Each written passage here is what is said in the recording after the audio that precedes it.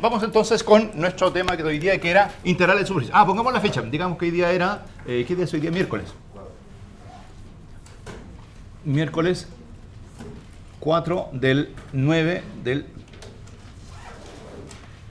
2024. Supongo que no van a pasar milenios antes de ver la clase, ¿cierto? Y esto es algo así como la semana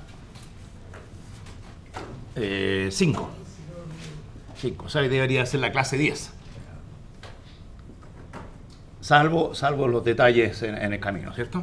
Ya. Entonces, ¿cuál es el tema? El tema es integrales de superficie.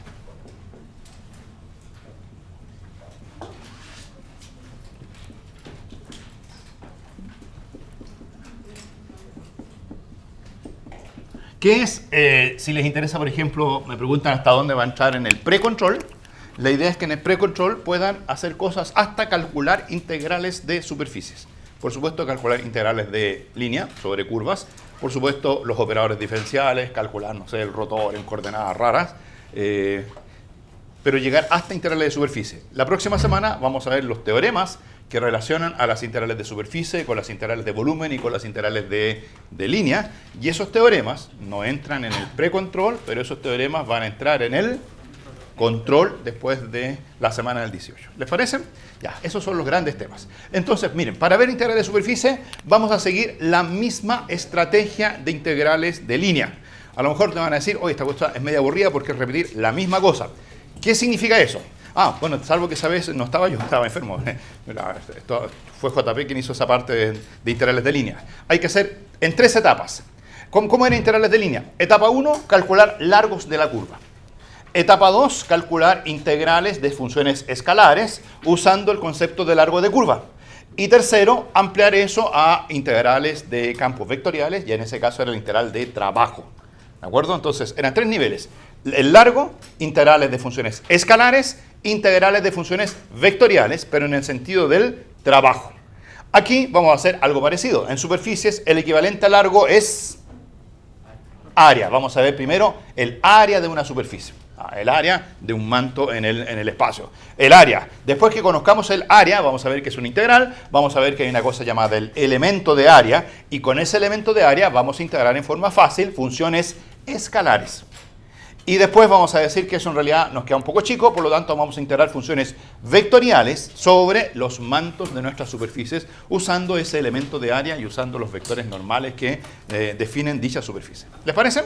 Ya, entonces vamos. Digamos que tengo una superficie. Entonces pongamos aquí sea sigma una superficie.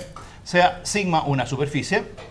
Pero algunas restricciones. Una superficie tal que, obviamente, regular, ¿cierto? Regular. Eso ni que hablar. Regular, tal que existe una parametrización, sigma que va de un dominio de subconjunto de R, ¿cómo era?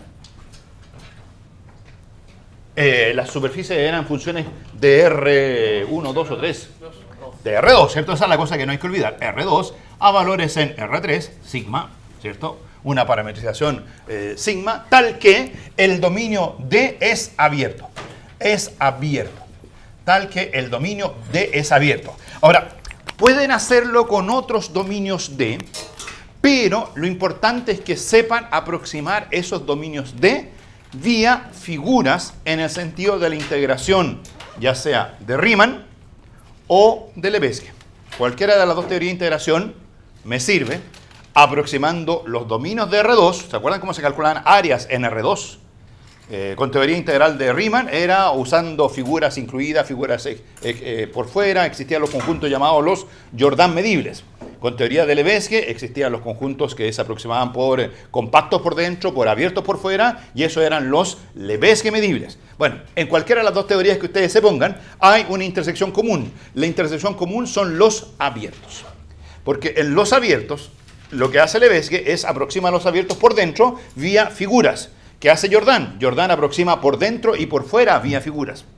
Entonces, como Lebesgue aproxima por dentro por figuras y por fuera por abiertos, el mismo abierto sirve. Entonces, los abiertos son medibles según Lebesgue y el mismo abierto es medible según Jordan y todo funciona igual.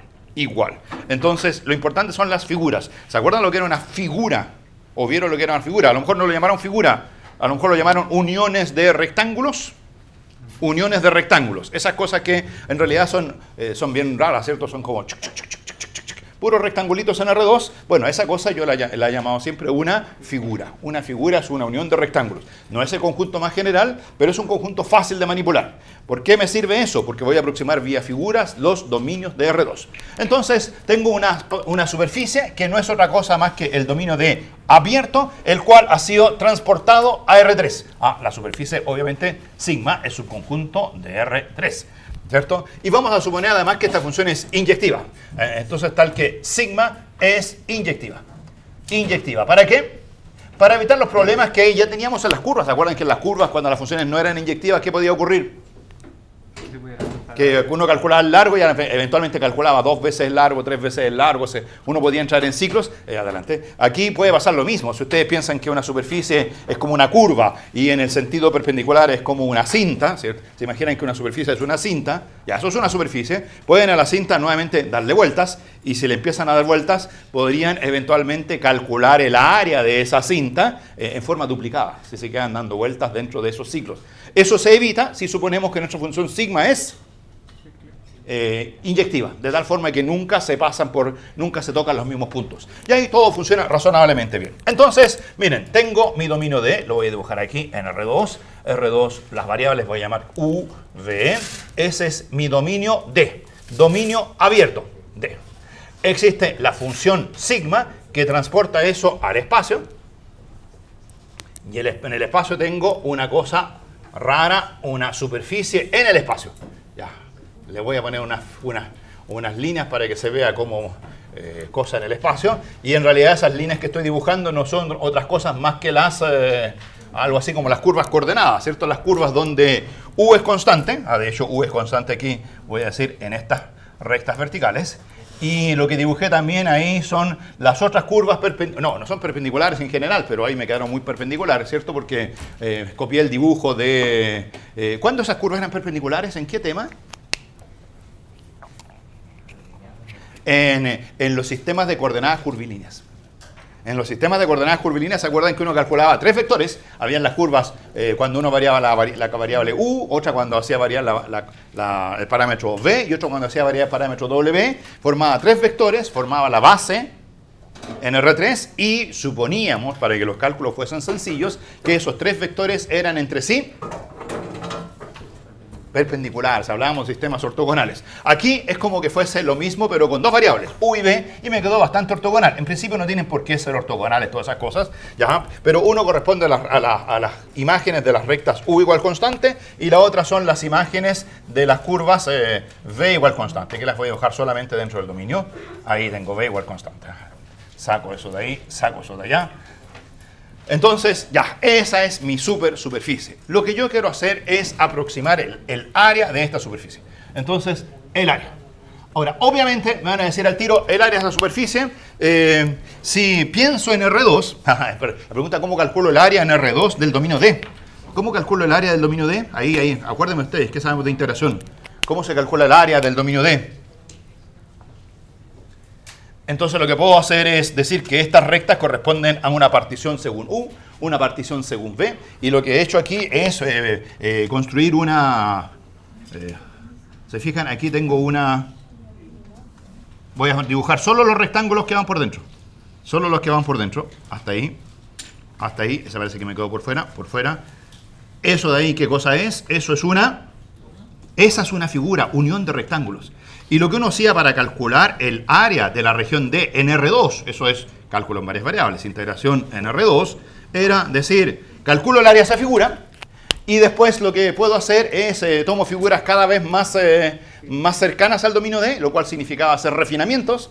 Y mientras el refinamiento sea mejor, de hecho había que tomar el supremo de las medidas de las figuras, pero puedo pensarlo al estilo suma de Riemann, decir, tomo una figura de tal forma que considero particiones en el eje de las X, particiones en el eje de las Y, lo más finas posibles, particiones donde aquí los tamaños de los intervalos sean delta U, particiones donde aquí los tamaños de los intervalos sean delta B, y lo que tengo que hacer es que el delta U y el delta B hacerlos tremendamente pequeños, y mientras más chicos sean, el área de esa figura que he dibujado ahí converge a al área del dominio D. Esa es la definición de área de un dominio D abierto. Al menos para los abiertos funciona bien con Lebesgue, funciona bien con Riemann o funciona bien con Jordan. Así que tomo abiertos y me aproximo por rectangulitos y digo que el área aquí es el límite de las áreas de estos rectangulitos cuando delta U y delta B tienden a cero. El máximo de delta U, que es la norma según X,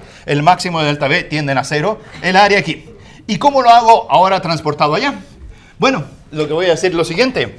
Cada rectangulito de mi dominio D, ese rectangulito, lo voy a marcar mejor, ese de ahí tiene su imagen. ¿Cuál es la imagen de ese rectangulito? Bueno, la imagen de ese, digamos que está ahí. Ahí está la imagen de ese trocito. Después, obviamente, el rectángulo lateral, le voy a poner que otro color, azul. Aquí encontré la pieza azul. Ese lateral también tiene su imagen. Entonces, cuando varía U, digamos que su imagen, bueno, no es, el dibujo no es perfecto, ¿cierto? Pero la idea está ahí. Tengo el trocito de al lado. Entonces, pregunta, ¿cómo voy a calcular las áreas de esa superficie del lado derecho en R3? Bueno, voy a decir, dado que aquí lo que tengo que hacer es sumar el área de los rectangulitos y tomar el límite cuando delta U y delta B tienden a cero, lo que voy a hacer acá es calcular las áreas de las imágenes de los rectangulitos. ¿Se fijan? Voy a sumar ese negrito, que no es obvia. Ojo, ese de ahí no tiene, aquí tiene área delta U por delta B. Allá tiene área... O sea, tengo que ver cómo es la función sigma, ¿cierto? ¿Qué le hace la función sigma a ese delta U? ¿Qué le hace la función sigma a ese delta B? Y tengo que calcularme esa área. Esa área, en principio, no es delta U por delta B. Esa área es, no sé. Pero digamos que vamos a ser capaces de calcular esa área. Entonces, calculo la imagen de ese rectangulito, tiene su área. La imagen del vecino tiene su área. La imagen del vecino abajo tiene su área. Entonces, si sumo las imágenes de todos los elementos de mi figura, voy a obtener aquí algo así como el área, digamos que es un poquito más fino todo esto, no es tan grueso. Voy a obtener el área de mi superficie, no exacta, ¿cierto? No exacta, sino que... Salvo, me va a faltar algo. ¿Qué me va a faltar? Los bordes. Pero mi experiencia me dice que aquí también me faltaban los bordes. ¿Pero qué le pasa a los bordes cuando pienso en áreas? Que tienden a cero cuando delta U y delta B tienden a cero. Entonces voy a decir que para calcular el área, lo que voy a hacer es sumar las áreas de estas zonas y voy a tomar el límite cuando delta U y delta B tienden a cero. Voy a tomar una partición según X, una partición según Y, y el área que yo quiera calcular es el límite. El límite cuando el máximo delta U tiende a cero y el máximo delta B. Entonces calculo el máximo entre delta U y delta B y todo eso tiene que tender a cero. Es como la supernorma de la partición bidimensional, ¿cierto? Es el máximo en X, el máximo en Y. Todo tiene que tender a cero. ¿Y qué voy a hacer adentro? Entonces si calculo ese límite, voy a hacer la sumatoria de las imágenes. La sumatoria sobre todos esos rectangulitos, ¿cierto? La suma se hace sobre los rectángulos que están incluidos en D. No puedo escribir esa sumatoria con índices de I1 hasta N, porque te fijan que es bastante más complicado. Tengo que sumar en todos los rectángulos. Si miran aquí, por ejemplo, en la primera fila, sumo un rectángulo. En la segunda fila sumo 1, 2, 3, 4, 5, 6, 7 rectángulos. En la que sigue 7. En la de arriba sumo 6. En la que sigue acá sumo 1, 2, 3, 4. Acá, o sea, tengo que sumar todos los rectangulitos que se formaron con esta construcción que quedan dentro del dominio D. Donde obviamente estoy eliminando a quién en esa sumatoria. ¿Quién se está eliminando al tiro en la sumatoria? ¿Quién se está muriendo al tiro en esa sumatoria? Todos esos bordes se están eliminando, ¿cierto? Pero, ¿qué sello de integración del semestre pasado? Justamente que si la partición son particiones cada vez más y más finas, ¿qué le pasa a esos bordes? La medida de esos bordes tiende a cero. A cero. Por esa razón usé mi palabra límite. Se parece a sumas de Riemann, pero eso en un contexto un poquito más complicado. Tomo el límite cuando delta U y delta B tienden a cero, hago la sumatoria solo sobre los rectángulos que están totalmente incluidos en D. Y ahora, ¿qué voy a sumar? Bueno, no las áreas de los rectángulos, obviamente. Voy a sumar las áreas de las imágenes de dichos rectángulos. O sea, aquí tengo que poner el área de la imagen sigma del rectángulo. El área de esa región, sigma de ese rectángulo, que es esta región negrita que dibujé aquí. La pregunta es, ¿cuánto vale esa área? ¿Cuánto vale esa área? ¿Cuánto vale esa área? Entonces, si quieren, ese rectangulito lo voy a dibujar acá en forma más grande. ¿Ah? Ahí tengo mi rectángulo. O sea, eso no es un rectangulito, eso es, esto es sigma del rectangulito. ¿Lo ven? Cuento, tú bien, duda. No sé, no, la imagen de un rectángulo, no. La imagen de un rectángulo solo puedo asegurar que es la imagen de un rectángulo. ¿Ya? Y dado que todo esto era una superficie, lo que yo puedo decir es que si tomo un subconjunto aquí en el dominio, voy a obtener como imagen un subconjunto de la superficie. O sea, eso de ahí es un trocito de superficie. Pero, ¿cuánto vale? No es un rectángulo. Si fuese un rectángulo, ¿cuánto valdría su área? La base por altura. Pero no es un rectángulo. Es una figura. Ahora, eso cuidado, no una figura en el sentido literal, ¿cierto?, de integración. Es un cierto dominio raro. Lo traté de dibujar lo más chueco posible. ¿Lo vieron ahí cómo es que está el chueco? Ya, entonces, pero sí puedo asegurar que esta curva de aquí son curvas. Esta de aquí es donde, bueno, el punto original, digamos que es el punto sigma de U sub 0, V sub 0. Este es un punto U0, V0. Digamos que ese es U0, V0. Sigma. Ya, si esa es sigma U0, V0, ¿quién es el punto que está acá al lado? Bueno, digamos que esa es la curva U igual constante. U igual constante. Si esa línea es U igual constante, el punto vecino, el otro extremo, a lo largo de esa curva es sigma de U sub 0, V sub 0 más delta V en esa dirección, ¿cierto? Ahí hay un delta V, no sé cuánto valdrá el delta V. El delta V vale lo que vale en ese rectangulito. Ya, ese punto es sigma. Esta de acá también puedo decir que esta es la curva V igual constante. V igual constante, por lo tanto ese punto del fondo es sigma de U sub 0 más delta U, V sub 0. Y el último punto que está al otro lado, al otro extremo, allá, o sea, puedo decir que no es una figura rara en el espacio, ¿cierto?, donde hay 4 puntos característicos. Y esos puntos están unidos por rectas. No, esos puntos no están unidos por rectas, esos puntos están unidos por ciertas curvas en el espacio. Esta cuestión es una cosa bien fea. Ya, este de aquí, ¿cuál es este último punto? Este es sigma de U sub 0 más delta U, V sub 0 más delta V. Ya, pero voy a considerar el caso cuando delta U y delta V tienden a 0. Entonces, si delta U y delta V tienden a 0, creo que puedo hacer algunos calculitos, algunas aproximaciones. Miren, ¿qué me dice mi cálculo diferencial antiguo? Tomamos este último. También podría hacerlo con ese y con este. Bueno, ese digamos que es el punto de base. ¿Cuánto vale U sigma de U0 más delta U, V0 en términos de S? ¿Cuánto vale S en términos del de allá? ¿Cuánto vale esto en términos del de allá? Bueno, el cálculo diferencial me decía, por ejemplo, tomemos sigma de U sub 0 más delta U, V sub 0 más delta V. ¿Se acuerdan cuánto vale eso? Ayúdenme, cálculo diferencial. Entonces, uso mis conceptos de cálculo diferencial. Eso vale sigma de U sub 0, V sub 0 más de sigma A de U, ¿eso era? En el punto U sub 0, V sub 0 multiplicado por delta U, ¿cierto? Así era como un Taylor de orden 1. Tenía que calcular mis derivadas parciales, ¿cierto? Como hay variación según U, calculo la derivada de sigma en la dirección U, multiplico por delta U. Esta otra que le hago, pongo más de U a de B. Aquí puse de U a de B. No, esto no es de U a de B, esto es de sigma de B. El lápiz azul se me metió aquí porque pinteo en algo. De sigma de B, aquí tengo más de sigma A de B, la otra dirección, en el punto U sub 0, V sub 0, multiplicado por delta V. Y eso no es todo, porque la función sigma no es lineal. ¿Qué sobra? Un error que vale O chica de delta U, delta V. ¿Cierto? Y ese O chica de delta U, delta V es tal que si usted lo divide por delta U, si lo divide por delta V, esa cosa tiende a 0. Ya. Entonces, entonces significa que, por ejemplo, el sigma de U sub 0 más delta U, ese que no quise escribir, V sub 0. ¿Cómo se escribe ese que es? Pongámosle nombre. Este era el punto A, este es el punto B, este es el punto C y este es el punto D. Lo que dibujé arriba era sigma de D. Ese era D. Ese era el punto D. Este de aquí es el punto C. ¿Cómo se escribe el punto C? Bueno, lo mismo, pero ¿cuál es la diferencia con el anterior?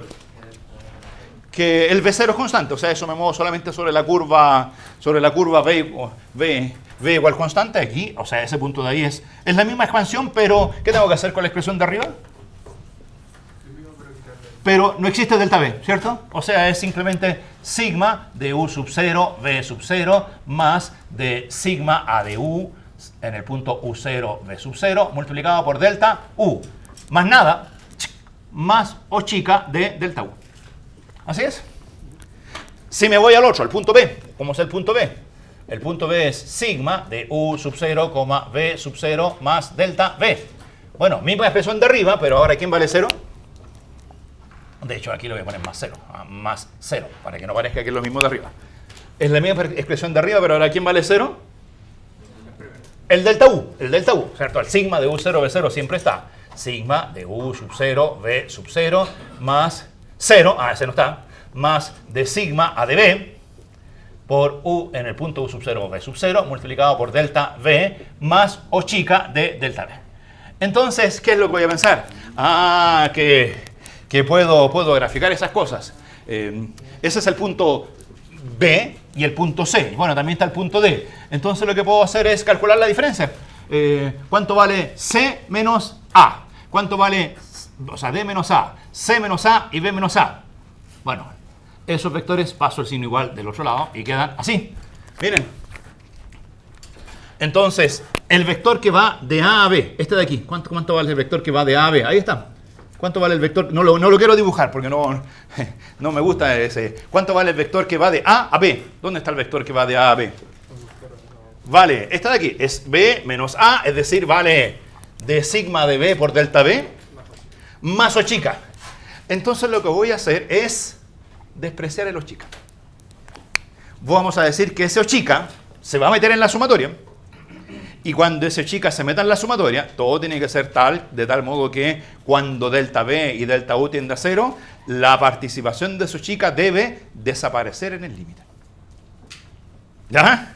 Entonces no voy a graficar el vector sigma menos sigma. Yo sé que sigma menos sigma es esta derivada más O chica. Vamos a graficar solo su aproximación de primer grado.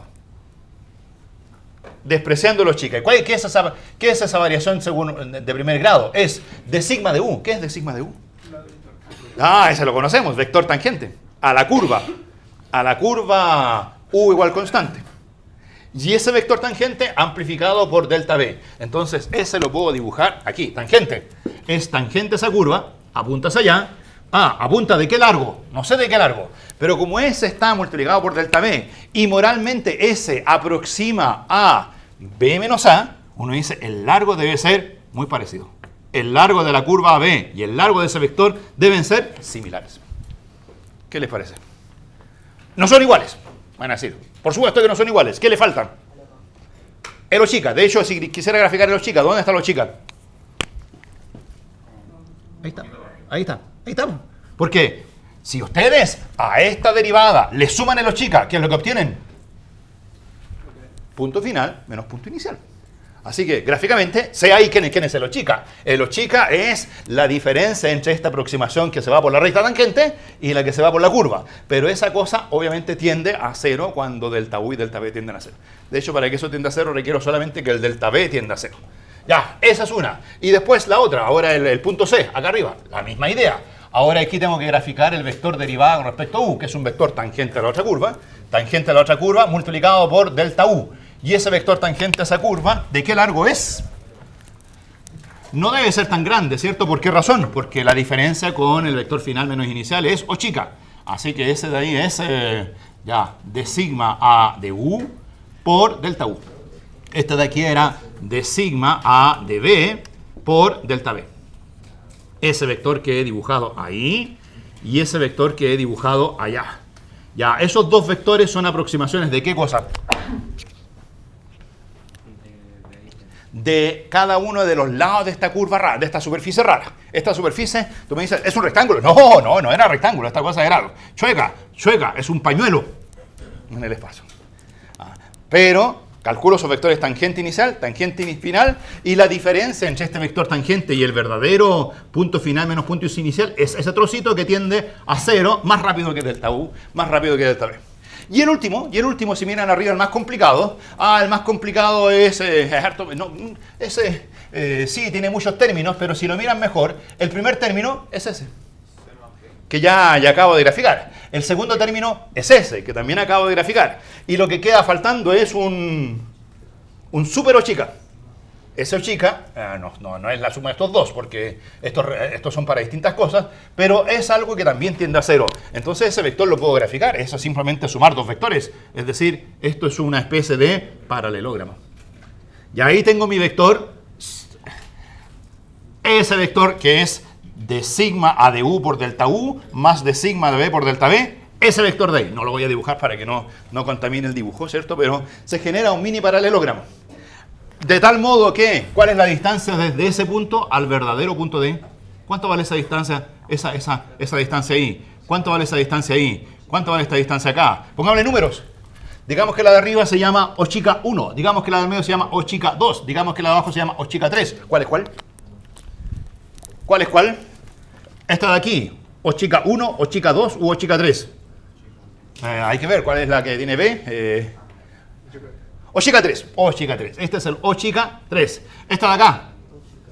Este es el O chica 2. Este de aquí es el O chica 1. Bueno, no hay ningún ordenamiento. No es que el O chica 1 sea más chico que el O chica 2, que el O chica 3. Nada de eso. Pero lo que yo sé es que esas cosas tienden a 0 cuando delta U y delta B tienden a 0. Y no solo tienden a 0. Tienden a 0 más rápido que delta U, más rápido que delta B.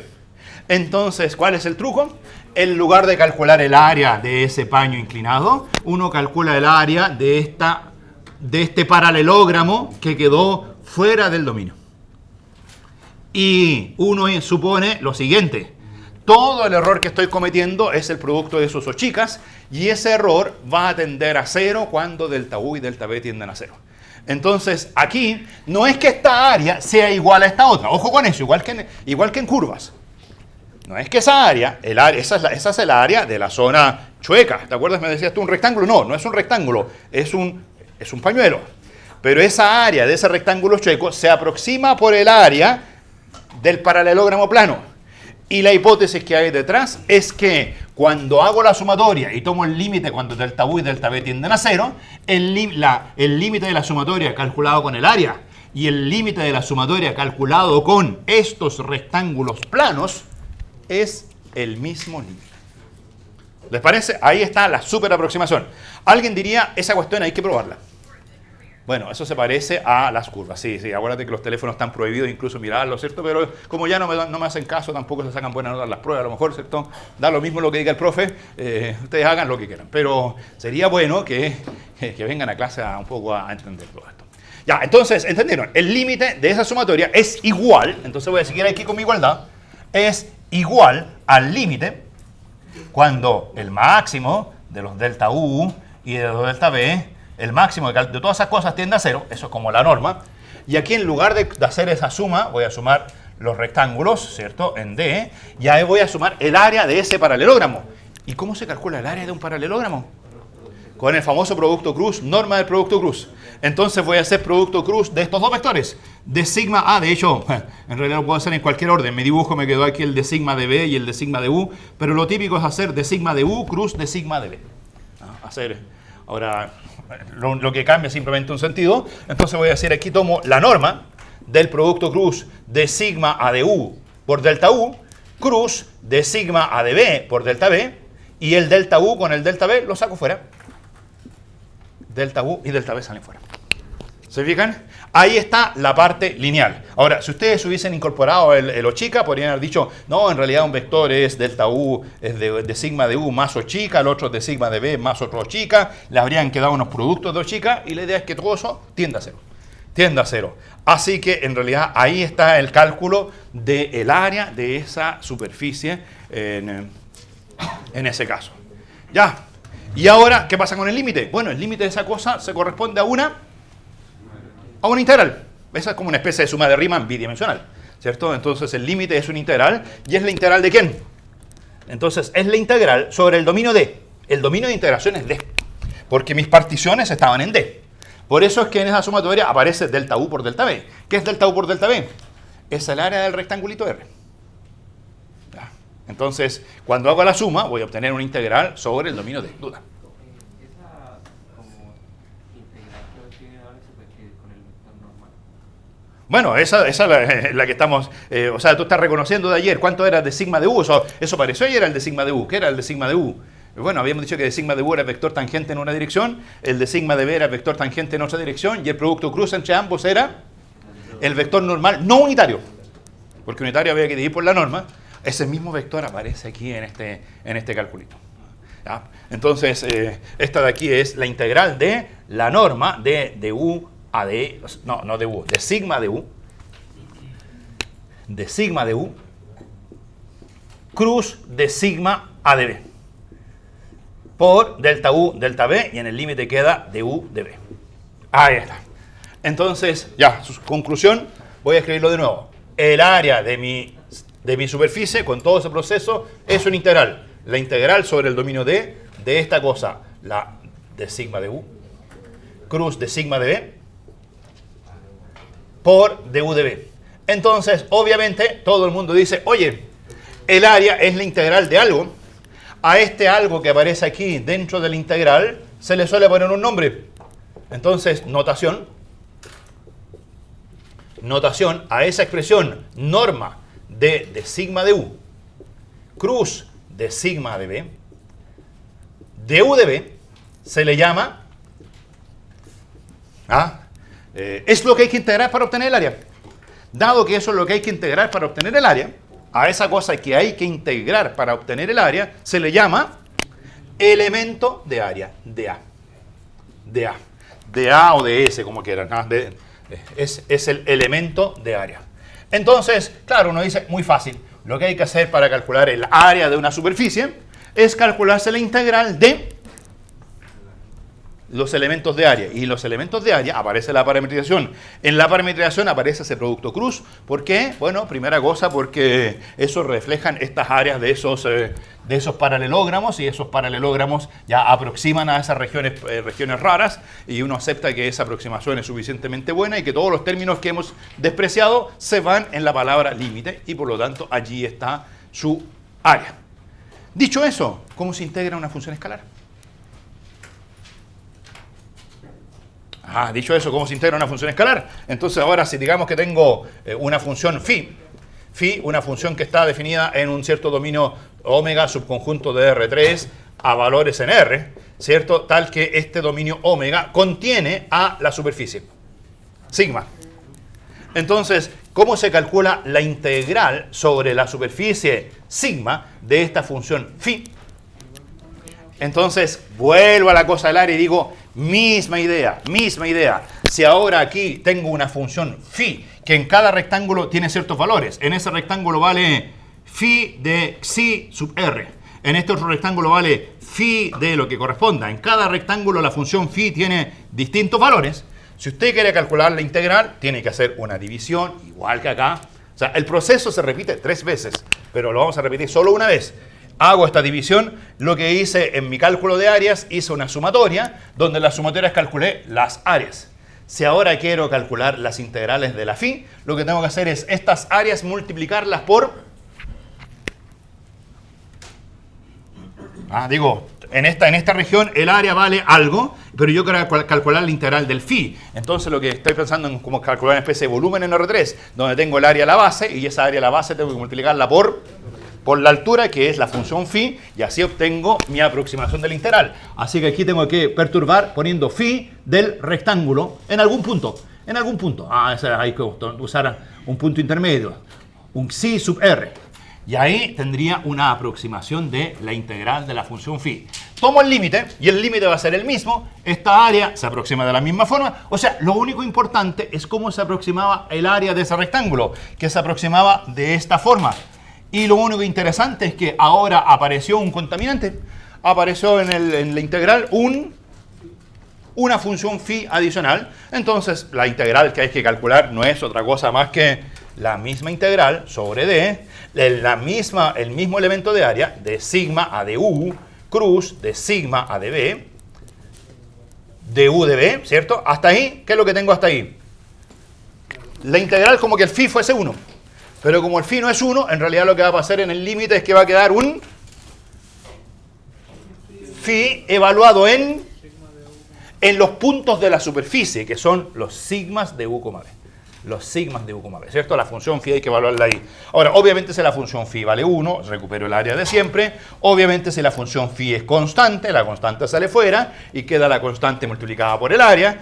Obviamente si la función phi es acotada, puedo decir que esta integral es menor o igual que el máximo valor de la función phi por la integral que quedó acá, que es el área. O sea, detrás de todas las integrales está el elemento de área. Y de hecho, esta integral no se anota como la puse al principio. Se anota así. Se pone integral sobre sigma. Se dice que es phi, la función que estoy integrando. Pero para recordar que este es el término que acompaña al phi, en realidad, en la integral, se le pone ds. ds. Así se anota. Entonces, uno con eso recuerda muy bien. ¿Qué es lo que hay que hacer? Hay que parametrizar la superficie. Una vez que uno parametriza la superficie hay que evaluar phi en la parametrización. Es como las integrales de línea. Evaluar phi en r de t, hay que evaluar phi en sigma de u, b. Y multiplicar por el elemento, ¿cómo era en el caso de las curvas? El elemento de largo. ¿Que cuánto valía el elemento largo? La norma del dr de t por dt. Ese era el ds. Ahora hay que multiplicar por el elemento de superficie. El elemento, esta cosa de aquí es el elemento de superficie, de A o de S, como quieran. Elemento de superficie, muchas veces S de superficie. Elemento de superficie. Entonces, y ese elemento, lo que hay que saber es cuánto vale ese elemento. ¿Cuánto vale el elemento de superficie? Vale este producto cruz, que como bien dices tú, es el mismo que define al vector normal. Pero aquí no me interesa el vector normal como vector. Aquí me interesa, ¿qué me interesa del vector normal aquel? Curiosamente. ¿Qué me interesa? No su dirección, no su sentido, me interesa su norma. Su norma, porque la norma de ese producto cruz la usé para calcular el área de un paralelogramo en el espacio. ¿Les parece? Ya, ahí tengo el área, la integral de una función escalar. Entonces, terminemos por ver la integral de una función vectorial y después hacemos ejemplos. ¿Les parece? Porque las funciones escalares, bueno, el trabajo va a ser siempre el mismo. ¿Cómo se va a hacer un ejercicio? Digamos que estamos en el precontrol. ¿Qué me van a dar en el precontrol? Me van a dar una superficie. Van a decir la superficie es un cono. Un trozo de cono, no sé, algo así, entre z igual 1 y z igual 2. Me van a dar una superficie. Y me van a dar un campo escalar. O a lo mejor me dan un campo vectorial. Eso, lo más probable es que me den un campo vectorial. Y me van a decir, calcula esa integral. Entonces, ¿qué voy a tener que hacer yo? Parametrizar la superficie, buscar la función sigma. Una vez que tenga la función sigma, calcularme las derivadas de sigma de u, de sigma de b, hacer el producto cruz, calcular el elemento de área. Y una vez que tenga el elemento de área, calcularme la integral en el dominio correspondiente. Así se procede para hacer ejercicios de este tema. Entonces, antes de hacer ejercicios, veamos el caso de una función vectorial. Ahora, en el caso de funciones vectoriales, ¿qué pasaba en las curvas? ¿Cómo calculábamos la integral de funciones vectoriales en curvas? Claro, entonces ahí habían dos alternativas. Alternativa 1, que nunca hicimos, nunca la explotamos, era decir, una función vectorial son 3 funciones escalares. Y lo que hago es integro la primera, la segunda y la tercera. En algunos ejercicios conviene hacer eso, integrar la primera como un campo escalar, integrar la segunda como un campo escalar, integrar la tercera. O sea, la integral de un campo vectorial es simplemente la integral de la primera, más la integral de la segunda, más la integral de la tercera. ¿Qué significa eso? En alguna aplicación podría tener sentido, pero en el caso de curvas era más simpático tomar el campo vectorial y proyectarlo. ¿Proyectarlo en qué dirección? En la dirección de la curva, ¿cierto? Esa cosa tenía sentido y eso en física uno ha visto que en realidad funciona mucho y es la cosa que mide los trabajos de las fuerzas en general. Conservativas o no conservativas, da lo mismo. Entonces, aquí en superficies ocurre el mismo fenómeno. Es decir, yo podría tomar un campo vectorial F, decir que mi campo vectorial F es F1, F2, F3, y simplemente calcularme la integral de F1 de sigma de u, b ds sobre la superficie. Parametrizando, haciendo todas las cosas, igual que en campos escalares, podría calcular la integral de F2 y podría calcular la integral de f3 y podría formar el vector de las tres integrales. En algunos ejercicios puede tener sentido. Uno puede decir, oh, eso da un vector, qué bonito, pero en realidad no estoy haciendo como nada nuevo. Eso de ahí es simplemente, yo diría que ya es tema conocido. Es calcular integrales de campos escalares. Si usted dice que el campo vectorial son 3 campos escalares, integre los 3 campos escalares y vaya a ser, ¿cierto? No es necesario, ahí puede sacar el teléfono, no es necesario aprender nada más. Pero es interesante cuando uno calcula una integral un poco distinta. Un poco distinta. En el caso de curvas, ese un poco distinta era f proyectado en la dirección de la curva. Aquí en el caso de superficies, también lo interesante es el f proyectarlo. Ahora, ¿proyectarlo hacia dónde? Esa es la gran pregunta. Entonces, para proyectarlo hacia dónde, bueno, pueden proyectarlo, por ejemplo, alguien puede decir, proyectemos según I unitario. Bueno, eso es F1. Eso de hecho ya dije que era lo que a lo mejor no era muy simpático. Proyectémoslo según J unitario, es F2, según K unitario. ¿Proyectarlo hacia dónde? Ya, entonces, para hacer esas proyecciones, en el caso de fuerzas y curvas, uno decía trabajo. Porque trabajo creo que es una cosa sobre la cual han trabajado mucho. En el caso de superficies, el concepto análogo al concepto de trabajo es el concepto de flujo, que es un concepto físico que no sé si hemos trabajado demasiado. Si yo dijera, o sea, lo que podría decir aquí, vamos a calcular el flujo. ¡Ah, el flujo! No, ¿y qué es el flujo? Ya, entonces, para entender qué es el flujo, puedo hacer un caso, para entender lo que era el trabajo, el caso más sencillo es cuando la fuerza es constante y uno se desplaza entre dos puntos A y B por una línea recta, ¿cierto? El caso de flujos el caso de flujo también es fácil cuando uno tiene un campo vectorial constante. Ahora, el campo vectorial constante, voy a dibujarlo hacia la derecha, en realidad puede estar en cualquier dirección. Y para entender mejor este concepto de flujo, voy a dibujar ahí mi campo vectorial. Constante, constante, constante. Si es variable, ahí uno entra en el terreno de las integrales. Lo mismo que en el trabajo. En el trabajo, si es constante, es fuerza por desplazamiento. Y cuando la fuerza es variable, ahí uno tiene que decir, es constante por pedacitos, y en realidad lo que se obtiene al final es una integral de línea donde en cada punto tengo que proyectar la f de ese punto por dr. Y el f va cambiando de punto a punto. De hecho, ¿se habían fijado ustedes que la integral de trabajo, si el f fuese constante, el f sale fuera de la integral? Y queda simplemente f por la distancia total recorrida. Ya, o sea, en el caso de las fuerzas constantes era bien fácil. Lo mismo aquí cuando tengo un campo vectorial constante. Ya, voy a dibujar ahí un poquito más.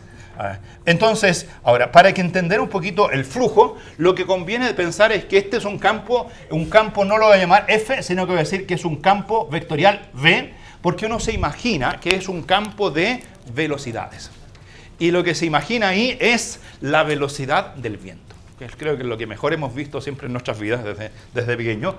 Han paseado alguna vez, ¿cierto?, en el parque, y uno sabe que en el parque, sobre todo estos días cuando se vienen a la U, ¿hay viento en la calle?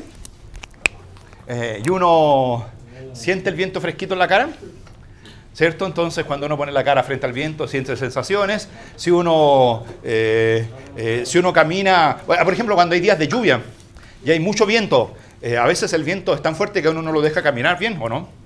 ¿Qué hacen cuando el viento es muy potente? Como que uno se pone de lado. ¿Para qué? Para que la superficie que uno enfrenta contra el viento sea la mínima posible. Entonces, esta idea de flujo está relacionada con la magnitud del campo vectorial, pensemos magnitud del viento, y está relacionada con la superficie expuesta a ese campo vectorial. ¿Qué significa superficie expuesta? Entonces, miren, voy a dibujar por acá una superficie fija. Ahora, en el caso de campos de trabajos, uno decía una fuerza constante y decía un desplazamiento rectilíneo. Aquí una superficie rectilínea. Hay que pensar en una superficie plana. Si quieren, un rectángulo en el espacio. Pero puede ser una forma cualquiera que sea plana. Lo importante es que el vector normal sea constante, que sea una superficie que vive en un plano. Entonces, voy a pensar que por aquí tengo una superficie. Una superficie que tiene su vector normal. Normal unitario lo voy a poner. ¿Se fijan? Una superficie, y me interesa esa dirección de la normal. Mi superficie es plana. Es plana. Ahora, si quieren entenderlo mejor, podrían pensar en una superficie como esa. No sé. Le voy a sacar eso.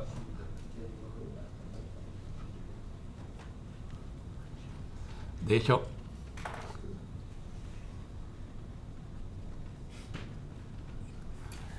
podrían pensar en... quedó muy chueca. Se la pongo más vertical. Disculpen, mi dibujo no es de los mejores.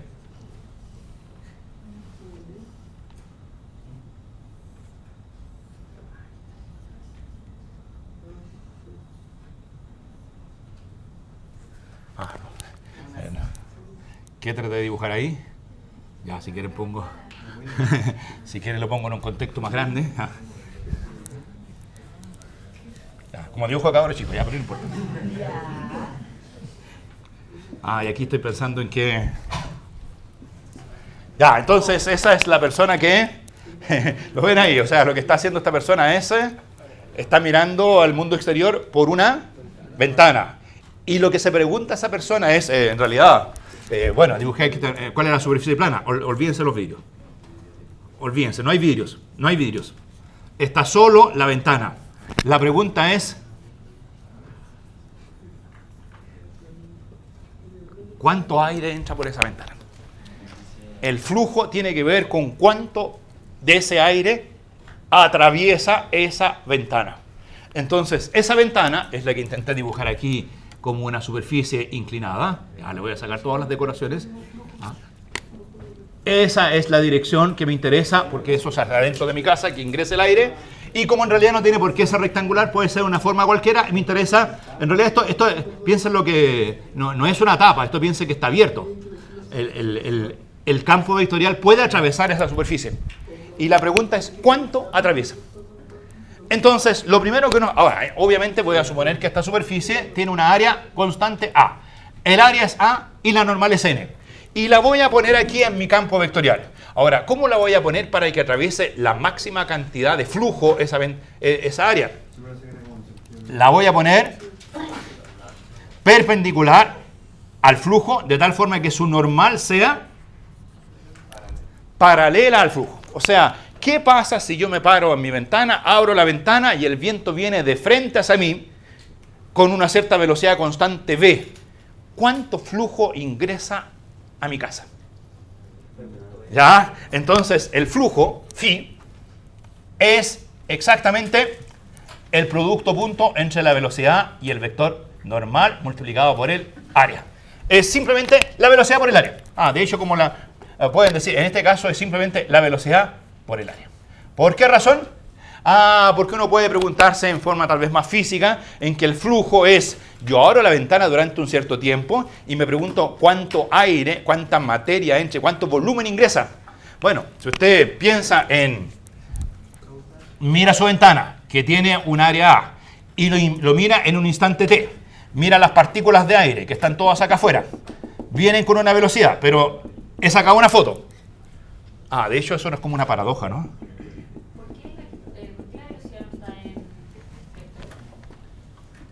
Porque mi ventana es totalmente perpendicular al flujo.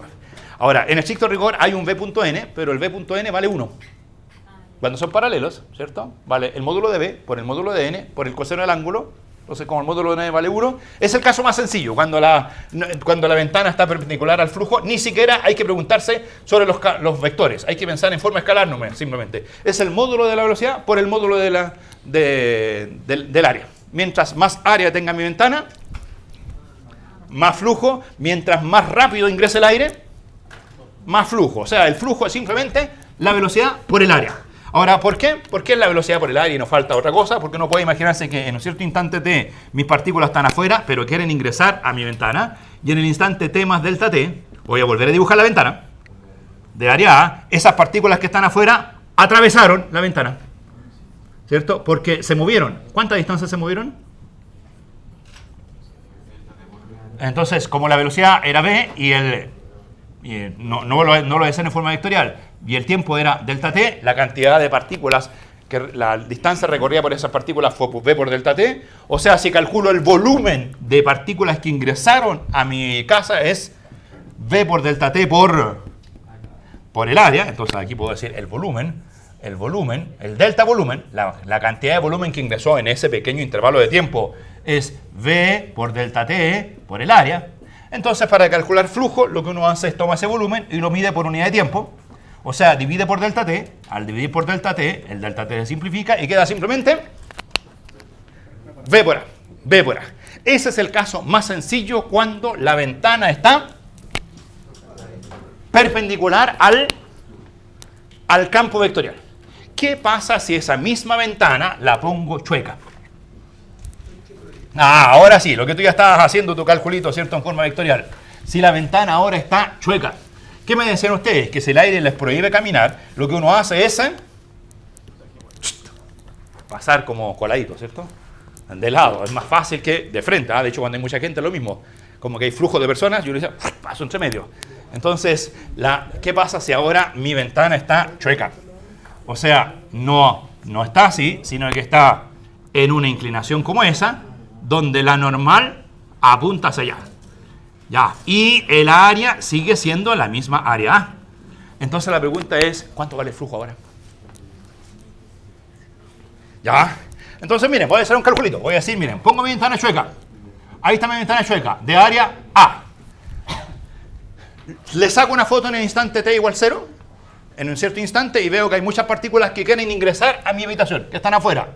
Le saco una nueva foto un instante más tarde en temas delta t, y esas partículas se movieron hacia la derecha en la dirección del campo vectorial. Se movieron la distancia v por delta t. Pero el v por delta t ahora es...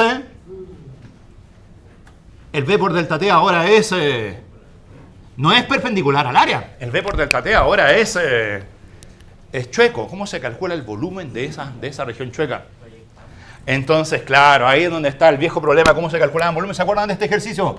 El ejercicio típico de cálculo de volúmenes. El ejercicio cuando uno apilaba sus monedas. ¿Cuánto valía el volumen de un apilamiento de monedas? El área de la base multiplicado por la altura. Ya, esa cosa la sabemos bien. Un apilamiento de monedas tiene volumen, la base por la altura. ¿Qué pasa si ahora las monedas las corríamos? Y formábamos el mismo apilamiento con las mismas monedas que llegan hasta ahí mismo, ¿cierto? Pero ahora esa distancia inclinada vale L. El área sigue siendo A. ¿Cuánto vale ahora el volumen? Sigue siendo la base por la altura, donde la altura no es L. La altura es...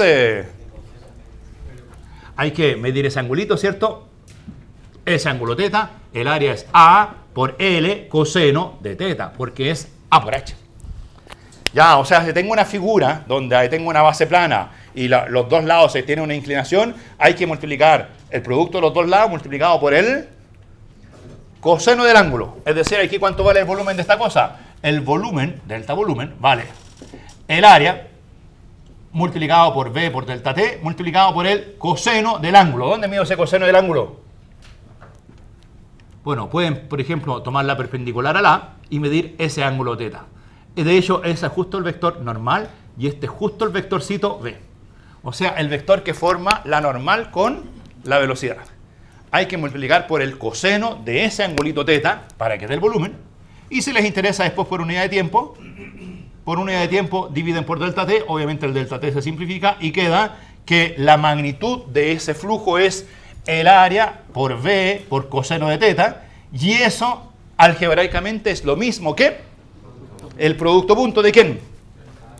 El área por la velocidad, producto punto, para que de V por coseno de teta tengo que hacer producto punto la normal. O sea, hay que proyectar la velocidad en la dirección normal. Tú me preguntabas recién por qué no había normal aquí. Bueno, era simplemente porque el V.n valía V. Cuando están inclinados, el V.n vale... Ahí está. El V.n, cuando está inclinado, vale V por coseno de teta. Claro, de hecho, si lo piensan mejor, si ponen la ventana así, si así está su región A, y se preguntan ¿cuánto flujo atraviesa esa región? Respuesta, nada. Nada. lo importante del campo de velocidades no es su magnitud, sino que es su magnitud proyectada hacia dónde. Si esta es mi superficie, es la magnitud de la velocidad proyectada hacia dónde. Hacia el vector normal a la superficie. Si la velocidad y el vector normal coinciden, significa que el flujo va exactamente perpendicular a la superficie y el flujo es la velocidad por el área. Si inclinan el área, entonces ahí la velocidad proyectada es más chica y el flujo es menor. Es como el trabajo, pero en el caso del trabajo había que proyectar la fuerza en la dirección de la curva. En el caso del flujo hay que proyectar la velocidad en la dirección. Dígalo completo. Hay que proyectar la velocidad en la dirección normal a la curva. ¿De acuerdo? Duda, antes de seguir. No me pregunto, no sé cómo formularlo bien, pero me imagino entonces que cuando uno saca la integral de una superficie es como cuánto flujo pasa. O sea, pero sin por el momento, vamos de a poco, no hemos calculado integrales todavía, pero o sea, por el momento estamos en el caso más sencillo cuando el campo de velocidades es constante y el área es constante. Ya, pero si entonces el caso de sin, el flujo sería sin intervenir ya en el mismo campo vectorial. Porque si yo tengo un campo vectorial súper simple, una flecha como paralela. Constante. Constante, si uno pone una pared, cambiaría el cambio. O sea, Es que no, hay que tener más imaginación, no hay que pensar en que la pared, claro, si tú pones aquí un área, ¿cierto? Tú dices, y esta cosa es una pared, lo que tiene que hacer vas a cambiar el campo de velocidades. No, en este caso lo que estamos pensando es que esta área es un área transparente, es una ventana. Una ventana por la cual le permites al flujo seguir avanzando. O sea, el flujo era uniforme y tú dices simplemente, ¿cuánto flujo pasa a través de este círculo imaginario? ¿Cuánto flujo pasa a través de un rectángulo imaginario? ¿Cuánto flujo pasa a través de distintas superficies imaginarias que no cambian el campo? Ahora, si tú dices, no, esto lo voy a llevar a la práctica, ¿cierto? El campo vectorial es la velocidad del viento. Y yo al viento le pongo una pared y le pregunto cuánto flujo atraviesa la pared, respuesta, 0. ¿Por qué 0? Porque el campo de velocidades tiene que detenerse y tiene que darle la vuelta a la pared, o sea, no. Bueno, a no ser que sea un flujo de neutrinos que atraviesa todo el mundo. Pero, ¿cierto? Si es un flujo de aire, el campo de velocidades responde a cómo sea tu geometría. Si uno cambia la geometría diciendo voy a tomar aire con mi mano, el aire viene, atraviesa la mano y solo te empuja. Hay otros efectos dinámicos, pero no efectos cinemáticos, ¿no? Pero si tú pones una superficie y dices voy a inflar un globo, por ejemplo, la cantidad de aire que ingresa depende de la orientación que tiene mi superficie respecto del campo de velocidades que estoy considerando. ¿De acuerdo? Ya. Bueno. Cuénteme. Cuando tú piensas en ese efecto de que tengo mi flujo que va en sentido hacia allá, ¿cierto? Constante, y le pongo, miren, imagínense ya un caso real, tengo el viento que va homogéneo, ese es el campo de velocidades, y yo le pongo una pared, el campo de velocidades tiene que cambiar, hacerle el quite a la pared, y como le hace el quite a la pared, el flujo va a ser 0, pero va a haber un efecto que produjo la pared sobre el campo de velocidades. Lo que hizo la pared de alguna forma, estas flechas que venían horizontales las tuvo que enchocar. El flujo quería pasar de largo y como está la pared tuvieron que enchocarse. Ahora, ¿cómo es posible que detrás de todo esto hay partículas que se están moviendo, ¿cierto? Las partículas antes iban libres, se movían en forma rectilínea, felices, y en algún instante le dijeron, no se puede pasar. De hecho, pienso en la puerta, no sé, 851, les pasó eso, ¿no? Que uno decía, voy directo hacia la puerta, y de repente me pusieron una super barrera porque están sacando vidrios. ¿Qué tuviste que hacer? Desviarme. Y para desviarme, tuve que accionar fuerza sobre mi cuerpo para que mi cuerpo se desvíe, si no, ¡pum!, chocó contra... Entonces aquí las partículas, al hacer eso, tienen que sufrir una fuerza. Y por acción y reacción, si las partículas están sometidas a una fuerza para cambiar su trayectoria, esas partículas le ejercen al muro una fuerza en sentido contrario, que es la presión sobre el muro. Pero ahí es un efecto dinámico, ¿te fijas? Un efecto de fuerzas, que más bien yo creo que lo domina mejor el profesor de física, pero la idea es esa. O sea, yo aquí estoy haciendo solo cinemática. Estoy pensando que mi campo de velocidad es constante y estoy poniendo una superficie que es como un aro o como un cazamariposas, donde yo le digo, lo único que me pregunto es cuánto flujo pasa a través de esta zona. Y respuesta, la velocidad por el área por el coseno del ángulo que forma mi superficie con respecto al campo de velocidad. ¿Ya? Bien, ahí está. Ya, ¿cómo se lleva esto ahora a integrales? ¿Cómo se lleva a integrales? Entonces, ya, el flujo, voy a poner aquí, el flujo del campo constante, ya se lo aprendieron, es la velocidad, punto n, multiplicado por el área. ¿Así es? Esa es la fórmula que hay que aprenderse. El flujo es la velocidad por el área. No, es la velocidad punto n por el área. ¿Qué es n? Vector perpendicular a esa área. Depende de cuál es la posición relativa entre la dirección del campo de velocidades y esa superficie que estoy instalando en mi sistema. Ahora, si mi área, si quieres en este caso las paredes, si mi área es impermeable y el flujo es cero, es simplemente porque lo que tienen que hacer las partículas es tener velocidad. La velocidad en las paredes es cero. A no ser que sean como espermatozoides que atraviesan del otro lado. O sea, ahí hay flujo de nuevo. ¿Te fijas? A no ser que, como le dije, sean neutrinos. ¿Qué es lo que dicen de los neutrinos? Que atraviesan todo. O sea, ustedes dicen, ¿cuántos neutrinos atraviesan por mi mano? Bueno, el área de la mano multiplicado por la velocidad de los neutrinos, y si pongo la mano de perpendicular, por cero. O sea, simplemente porque nada detiene a los neutrinos. No confundir al flujo que estoy calculando con el efecto dinámico que puede causar distintas geometrías sobre ese campo vectorial. Yo aquí estoy suponiendo que mi campo vectorial es conocido. Por ejemplo, cuando me digan, ejercicio, el campo vectorial es f de x igual x, y calcúlate el flujo, el campo vectorial va a ser x para toda superficie que yo ponga. Las superficies no están deteniendo el campo. El campo es, x significa radial en todas las direcciones, ese es un campo vectorial. Y yo calculo el flujo a través de una ventana cilíndrica, de una ventana, no sé, un rectángulo, un cuadrado, no sé, pongo distintas superficies en el espacio y calculo el flujo a través de ellas. No cambio el campo vectorial. Ahora, distinto va a ser después cuando tú digas, no, ese campo vectorial es la solución de una ecuación diferencial, que es el tema al final del curso. Al final del curso, los campos vectoriales van a ser soluciones de ecuaciones diferenciales. Y para resolver esas ecuaciones diferenciales y saber cuánto vale el campo vectorial, va a haber que saber cuáles son las condiciones de borde. ¿Hay pared? ¿No hay pared? ¿Mi campo vectorial atraviesa o no atraviesa tales objetos? Y dependiendo de eso, la solución va a ser diferente.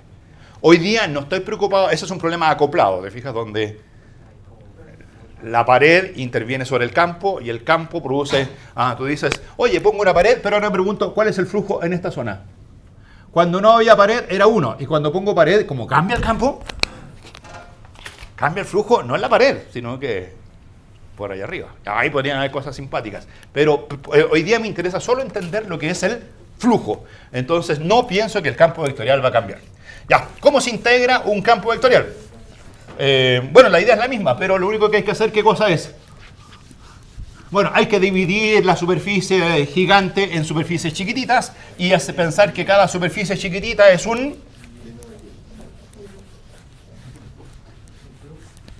como una superficie que tiene normal constante, hacer esa sumatoria, tomar el límite cuando las particiones tienden a cero, etc. O sea, el proceso es el mismo que ya hemos hecho anteriormente. Entonces voy a poner aquí cómo se calcula la integral de un campo vectorial f. Ya, lo puedo ver sobre la letra f. En realidad piensan en velocidades, pero los campos típicamente se llaman f. No sé qué poner aquí, ya, pero después lo vamos a poner en la anotación. Y voy a decir que quiero calcular esto. Es el límite cuando el máximo, la misma cosa. Los delta u y los delta b tienden a cero. Voy a hacer aquí una sumatoria sobre todos los rectángulos incluidos dentro de mi dominio D. Y ahora lo interesante es qué voy a poner dentro de la sumatoria. Dentro de la sumatoria voy a poner mi aproximación pensando en que la imagen de ese rectángulo era como, era así, era así, era así, ¿cierto? Y la aproximábamos por un paralelogramo, donde este lado era de U, de sigma de U, este era de sigma de B, por delta B, este era por delta U, ¿cierto? Y el área, ya sabemos que el área era el producto cruz entre los dos. Ah, y ahora sí, yo quiero calcular el flujo. Entonces ahora tengo que calcular F evaluado en algún punto xi sub i del rectángulo. Eso de ahí siempre cuando uno hace integración dice, dado que la F es variable, no es constante, uno utiliza un representante. El representante es como ese es un punto xi sub i del rectángulo. Ya, la F ahí. Y eso lo multiplico por, ¿qué me dice lo de allá? Para calcular flujo tengo que multiplicar por la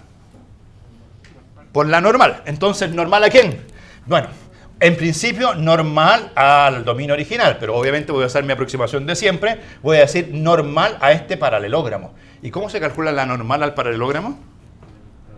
Eso me lo sabía. ¿Te acuerdas que eso me habían dicho que era de sigma a de U cruz de sigma a de B partido por la norma? Tengo que calcular la normal sin unidades, ¿cierto? De sigma a de U cruz de sigma de B. Y eso le hago producto punto, la normal. Ahí está la normal. Ahí proyecté el F según la normal, ¿cierto? Estoy usando esta fórmula. Mi campo vectorial lo proyecto según la normal de esa zona. Y eso lo multiplico por el área. ¿Y cuánto valía el área de esa zona? El área de la zona también la habíamos estimado. Era norma de sigma a de U cruz de sigma a de B por delta U, delta B. ¿Así era? Ya. Entonces, ¿cuál es la diferencia con los campos escalares? En los campos escalares, aquí iba el campo escalar. ¿Se recuerdan que ahí iba el campo escalar? La diferencia es que cuando hay un campo vectorial y quiero calcular el integral del campo escalar como flujos, en lugar de poner el campo escalar, pongo el campo vectorial punto, la normal. ¿Y cómo calculo la normal? Usando la parametrización. De sigma de U, de sigma de B, producto cruz dividido por la norma. Ahora, cuando uno mira esa expresión y dice, oye, pero eso hay que multiplicarlo por el elemento de área. Este de aquí es el elemento de área. Este es el delta S. Delta S. Va a ser de S cuando tome el límite, ¿cierto? Entonces, ¿qué simplificaciones van al tiro? La norma. Que esa norma la pueden simplificar. Ahora, hay algunos que la simplifican y otros que no. Si usted quiere, la simplifica. Si no quiere, no la simplifique. Me da exactamente lo mismo. Cualquiera de las dos fórmulas me gusta. Entonces yo podría decir que ese límite va a ser una integral. Va a ser la integral sobre el dominio D. ¿Qué va a quedar? Va a quedar F, punto. Digamos que no simplifico. Si no simplifico, queda esta fracción. Y a esta fracción le pongo un nombre. ¿Cómo le llamo a esa fracción? N. Qué fácil. N unitario. Pero no olvidar que ese N unitario se calcula con esa fracción. Y después me queda este término que es de phi a de U cruz de phi a de B, de U de B, y esa cosa la llamo simplemente ds. Le voy a poner aquí norma de sigma a de U cruz de sigma a de B, de U de B. Y eso, obviamente, todo el mundo lo anota y dice, esa es la integral de la superficie, del flujo. Entonces uno dice f n de S, n de S, y en realidad a ese vector n de S también lo suelen llamar el vector ds con flechita. Diciendo, las superficies tienen un área, pero en realidad en las superficies no solo es importante la magnitud del área, sino que es importante su normal. ¿Para qué? Para poder calcular flujos en la dirección de ese campo. Duda.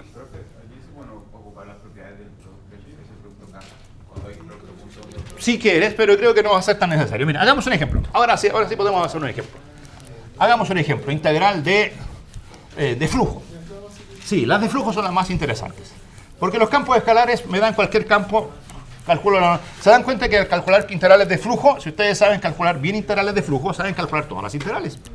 Si le dicen calcule la pura área, omiten el f.n. Si le dicen calcula el integral de un campo escalar, donde dice f.n, ponen su campo escalar. Duda.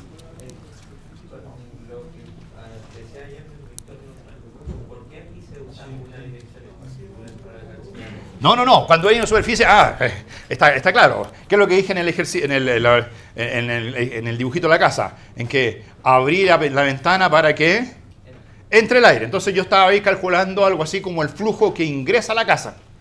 Cuando yo calculo el flujo que ingresa a la casa, tomo la normal que apunta hacia dentro de la casa. Pero también podría calcular el flujo que sale de la casa. Y en ese caso utilizo la normal en el sentido opuesto. Ahora, como la normal hacia adentro y la normal hacia afuera, ambas tienen norma 1, ambas son paralelas, es claro que una normal es igual a menos la otra. O sea, si calculo mi flujo con una normal, me va a dar un signo. Y si calculo el flujo con la otra normal, me va a dar el signo contrario, como el trabajo cuando iba en una dirección o iba en la dirección contraria. Aquí cuando calculo el flujo. Entonces, a veces hay que ponerse de acuerdo en cuál flujo querés calcular. Si tú dices, si es un problema de ventilación, tú calculas el flujo que ingresa a la pieza. Si es un problema de, bueno, sobre todo cuando quieres que ingrese aire fresco. Si tú dices, no, yo quiero que salga este aire contaminado, entonces calculas la integral de flujo con la normal hacia afuera, porque te interesa cuánto aire contaminado sale de la sala. Ahora, y después, es cierto, y después uno dice, típicamente los problemas de verdad, uno abre dos cosas, abre la puerta y abre la ventana. ¿Por qué? Porque uno está imaginando que por la ventana va a entrar aire fresco y por la puerta se va a ir el aire contaminado. Entonces uno podría calcularse la integral en la ventana y ahí qué normal toman. La que va hacia adentro porque me interesa saber cuánto aire ingresa. Y que después calculo la integral en la puerta y ahí calculo qué normal. La que va hacia allá porque me interesa saber cuánto aire contaminado sale. Y si tengo suerte, lo que entra y lo que sale podrían ser lo mismo. Bueno, ahí tenemos que ver teoremas, es el teorema de la divergencia. No siempre lo que entra y lo que sale es igual. Si lo que entra es más que lo que sale, significa que aquí el interior se está acumulando aire. Si lo que sale es más que lo que entra, significa que aquí está desapareciendo el aire. Hay una especie de balance de masa, balance másico. Lo que ingresa hace que la masa de aire crezca. Lo que sale hace que la masa disminuya y a lo mejor hay un balance.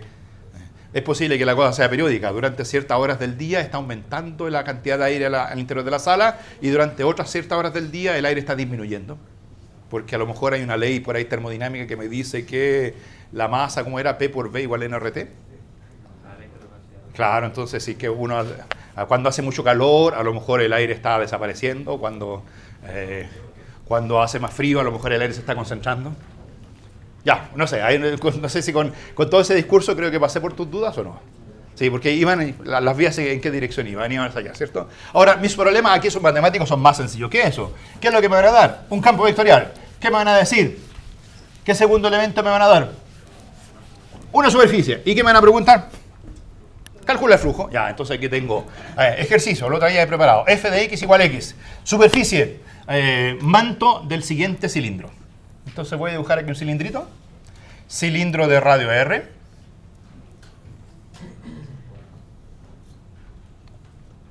De hecho lo puedo dibujar entero.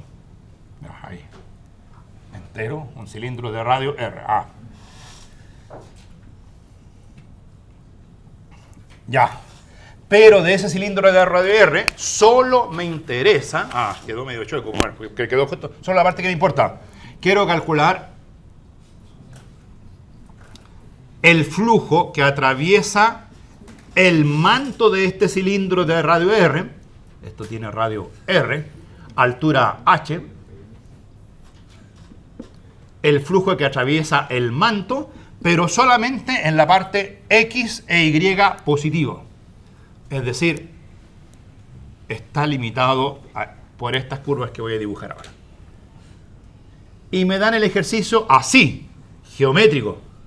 Esa es la superficie sigma. Calcular el flujo. Ahora, hay dos normales. ¿Ven que hay dos normales? Obviamente hay dos normales. La que apunta hacia, si lo pienso como cilindro, la que apunta desde el origen hacia afuera y la que apunta hacia el interior del origen. Entonces, calcular el flujo que sale del cilindro con esa normal. La voy a dibujar. Ahí, normal perpendicular, obviamente, ¿cierto? Ahí, la normal que sale. Ahora, tenemos que calcular esa normal, tenemos que calcular el F y ver cuánto vale ese flujo. ¿Qué les parece?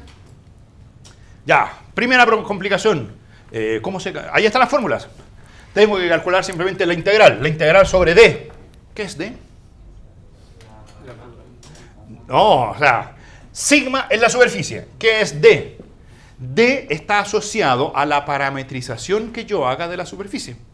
Recuerden que la superficie hay que parametrizarla, hay que inventarse una función que tenga por dominio D a valores en sigma.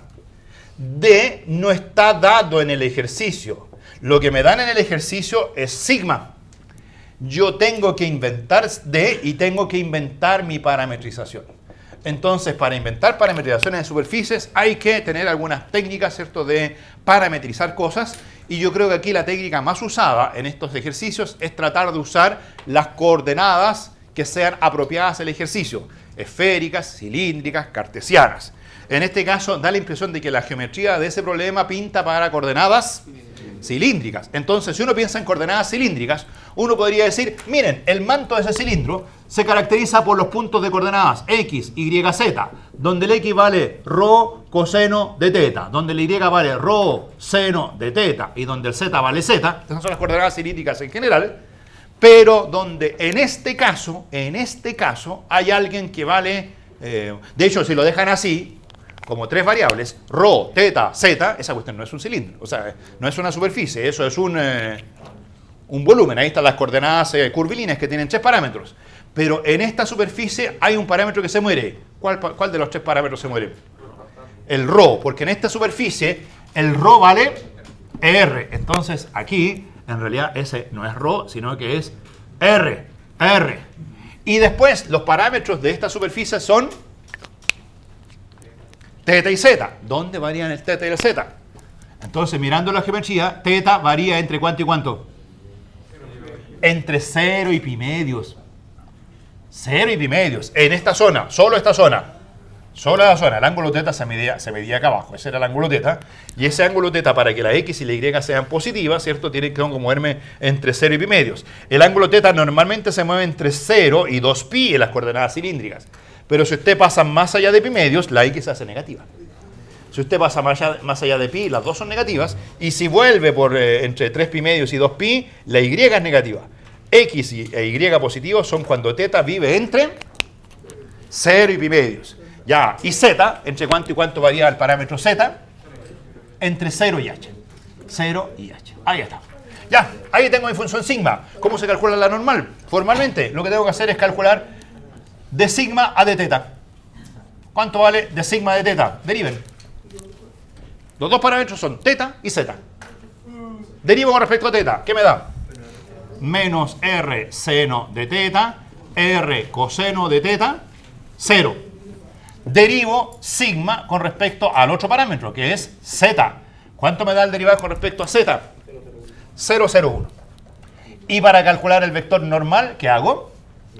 Calculo el producto cruz. Entonces calculo el producto cruz de sigma a de teta, producto cruz de sigma a de zeta. Y ahí es donde tengo que ser muy experto en calcular productos cruz, sin equivocarme, pero creo que aquí es muy fácil, porque hay muchos ceros. Cuando hay muchos ceros sale bastante fácil el producto cruz, ¿cierto? ¿Se acuerdan que les había contado que el producto cruz tiene componente 1, componente 2 y componente 3? Eso ya estábamos de acuerdo, ¿no? Y que la componente 1 se calcula multiplicando la 2 con la 3. ¿Se acuerdan de contar? 1, 2, 3, no 1, 3, 2. ¿Cierto? 1, 2, 3. La componente 1 se calcula como la 2 con la 3. Es decir, la 2, pongo el dedito. 2 con la 3, pongo el dedito. Ahí está. La segunda con la tercera. ¿Cuánto da eso? R coseno de teta menos el producto cruzado. ¿Lo ven? ¿Alcanzan a ver o les tapo yo con todo mi cuerpo? Entonces, la primera componente es la segunda con la tercera. ¿Ven que aquí está la segunda y la tercera? S por S menos lo mismo cruzado. O sea, R coseno de teta. R coseno de teta. La segunda componente, ¿cómo era? La segunda. La segunda. ¿Qué les había dicho? Contar cómo se contaba. 1, que viene después del 1. 2, que viene después del 2. 3, que viene después del 3. 1, que viene después del 1. No, hay que saber contar 1, 2, 3, 1, 2, 3, 1, 2, 3, todo. Esa es la técnica, porque si no, se van a enredar con los signos. ¿Cómo se calcula la segunda? No. De nuevo, vamos a caminar. ¿Qué viene después de 1? 2. ¿Qué viene después de 2? 3. ¿Qué viene después de 3? 1, ya. Esto es la segunda. ¿Qué viene después de 2? 3. ¿Qué viene después de 3? 1. O sea, ¿saben contar? 2, 3, 1. Tengo que tomar la tercera con la primera. Tercera con la primera. ¿Cuánto da eso? 0 menos el producto cruzado, o sea, R0 de θ. ¿Qué puede pasar si es que lo hago al revés? Pueden haber unos errores de signo. Ahora, si ustedes tienen un error de signo que haga que la primera componente, la segunda y la tercera, en todas se equivoquen de signo, ¿qué va a pasar con la normal? Que les va a quedar apuntando en el sentido contrario. Pero ¿qué pasa si se equivocan en signo en una de las componentes de la normal? Va a quedar apuntando para cualquier parte. Ya eso no va a ser normal a la superficie. Ojo con eso, duda. ¿Cómo uno sabe el orden del producto cruz? Porque hay que saber contar. Contar. Contar. Hay que contar. 1, 2, 3, 1, 2, 3. Esa era la regla del 1, 2, 3. Si tú quieres calcular la primera componente del producto cruz, tomas la 2 con la 3 de los vectores correspondientes. 2 con 3 menos 3 con 2. Si quieres la segunda, 3, 1, menos 1, 3. Si quieres la tercera, ¿qué viene después del 3? 1, 2, claro, o sea, hay una fórmula que define el producto cruz. Dice A cruz B vale. Si quieren se la aprenden de memoria o se la aprenden algunos con determinante. Ahora, el determinante es una forma de recordar la fórmula, pero igual tienen que hacer los productos. E igual cuando hacen los productos, normalmente, y que lo hacen si recuerdan con determinante, lo típico es que se equivocan en la segunda componente. ¿Ya? Entonces, ¿cómo se calcula A cruz B en forma lo más rápida sin equivocarse? Diciendo, la componente 1 es A2 por B3. Ahí está el 1, 2, 3. Menos A3B2. Obviamente, cuando digo 1, 2, 3, me refiero a la componente 2 del primer vector y a la componente 3 del segundo vector. No voy a intercambiar los vectores porque si no también me estoy equivocando en el signo. Cuando digo segunda componente, ¿qué viene después del 2? 3 significa A3B1 menos A1B3. La tercera, ¿cómo es la tercera? ¿Qué viene después de 3? 1. ¿Qué significa eso? A1B2 menos A2B1. Eso, de alguna forma, tengo que aprendérmelo. Si se lo aprenden con determinante, fantástico. Pero no me lo van a poder dictar en la pizarra. Pero esto de contar 1, 2, 3, 2, 3, 1, 3, 1, 2, no les va a fallar si es que no dan vuelta las cuentas. Hay que saber contar. 1, 2, 3. Como niño chico. 1, 2, 5. No hay 5. Los únicos números aquí es como músico. ¿Cómo cuentan los músicos? 1, 2, 3, 1, 2, 3, 1, 2, 3, 1, 2, 3. Bueno, a veces cuentan 1, 2, 3, 4, 1, 2, 3, 4, 1. Ustedes saben que el 75% de la música del mundo está escrito en 4 cuartos. 1, 2, 3, 4, 1, 2. Y el otro 25% menos epsilon en 3 cuartos. 1, 2, 3, 1, 2, 3. Y el epsilon, 6 octavos, etcétera. Otros ritmos musicales. ¿Lo saben eso, cierto? Ya, y por eso es que los músicos siempre cuentan, y vamos, y 1, y 2, y 3, y 1, y 2, y 3, y 1, y nunca llegan al 4, ni al 5, ni al 6, ni al 7, ni al 8, ni al 9, ni al 10. Los bailarines, ¿cómo bailan los bailarines? 1, 2, 3, 1, 2, 3, 1, 2, 3, y 1, 2, 3. Bueno, hay algunos que cuentan hasta 8. 1, 2, 3, 4, 5, 6, 7, 8. 1, 2, 3, 4, 5, etc. Ya, saber contar de 1 a 3 es la super técnica para calcular productos cruces. Ya, ¿cuál íbamos? ¿Nos faltaba cuál aquí? ¿Nos falta la? Duda. Ya, vamos. No sé si en los ejercicios como que podemos sacar el vector normal como geométricamente. Como decir que aquí el vector normal de superficie va a ser un rotondo. Posiblemente, o sea, puedes ir a la chunte. Ya, ¿no es más rápido hacer el cálculo? Es más eficiente hacer el cálculo. ¿En qué estás parado? ¿En calcularte unas derivadas? ¿En calcular un producto cruz? No, yo lo que haría es lo siguiente.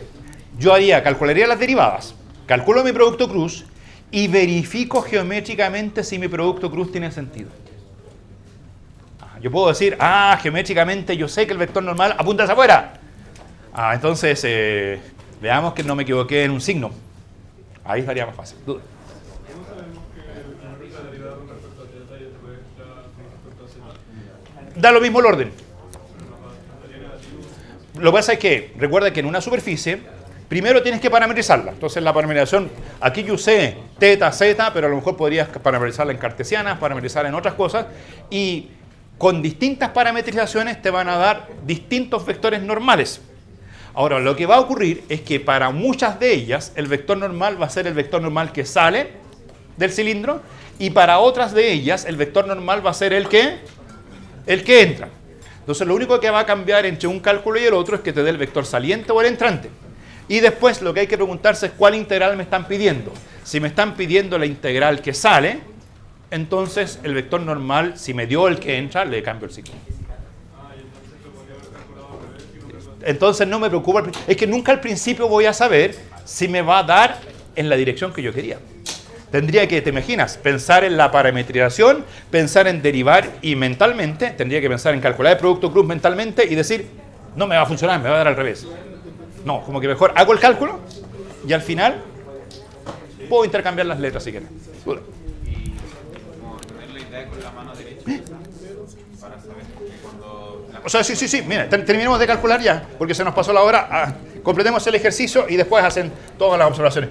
¿Cuánto vale la tercera? 0, porque ya, esa de ahí 0. Miren, creo que ahí quedó. Coseno de teta, seno de teta, 0. Ya, ahora todas sus grandes dudas. ¿Es el vector normal? ¿Era el que apuntaba coseno, seno, 0? Es el vector de las cartesianas, o sea, de las polares. ¿Se fijan? Así que estaba perfecto. ¿Y por qué quedó con R? Bueno, porque no hemos normalizado. Para calcular la integral, lo que hay que hacer es tomar el f. ¿El f cuánto vale? El f vale, lo voy a escribir aquí solo porque vale R coseno de teta, R seno de teta, para que lo terminen ustedes, porque mañana no hay clases, ¿cierto? Y lo que hay que hacer es f.n dividido por R, multiplicado por R. De hecho pueden ahí decir, no hago el cálculo de dividir y multiplicar. Ahí está la R, ¿cierto? La R la dejan solita y calculan la integral con respecto a teta y con respecto a z. El producto punto va a ser R coseno cuadrado más R seno cuadrado más 0, o sea, va a ser R por R, va a ser R cuadrado de teta de z. Creo que el flujo debe ser así. En un minuto, R cuadrado por pi medios por h. ¿Por qué pi medios? Porque era entre 0 y pi medio nomás, no era completo. ¿Les parece? Ya, sería todo. Nos vemos el día